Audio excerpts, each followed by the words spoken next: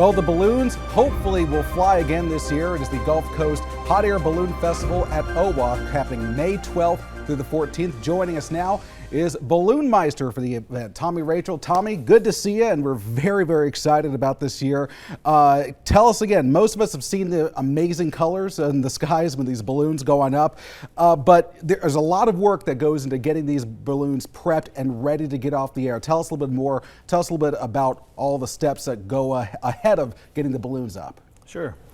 We watch the weather a lot, of course, and we watch the weather coming up to the balloon festival to watch the patterns for what we're dealing with at the time.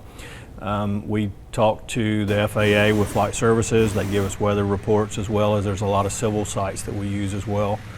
And it's kind of funny, we set up a helium balloon before the flight to see if everything that we're being told is accurate where we are, because we're so close to the water that the water can really affect our winds on the surface with the sea breezes and the land breezes and the hot air rising.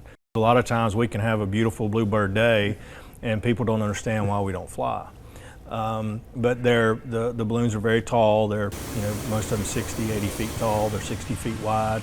So when we're tethering them on the ground or we're trying to get them to launch, any wind over about 10 miles an hour makes them rock and roll and really act ornery.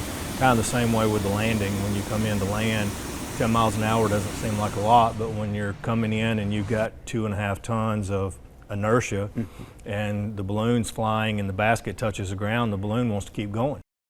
You guys tend to aim to fly when winds are typically at their lightest, so that's why first thing in the morning sometimes you'll see a lot of balloons dotting the sky. That's correct. We're typically off the ground about 30 minutes after daylight, and then we typically don't launch until about an hour and a half before sunset. And that's a reason when a lot of folks come to balloon festivals, especially if they choose to come in the middle of the day, there are a lot of fun things to do, but they may not see balloons in the air because usually middle of the day, winds, even on a kind of normal day, tend to be at their highest during that point. That's correct. That's right. We tend to get a lot of thermals when the air heats up. We get these updraft motions in the air, and that really tends to kick up the wind. Of course, here on the Gulf Coast, we have that sea breeze that we have to deal with every single time as well. Let's talk about visibility.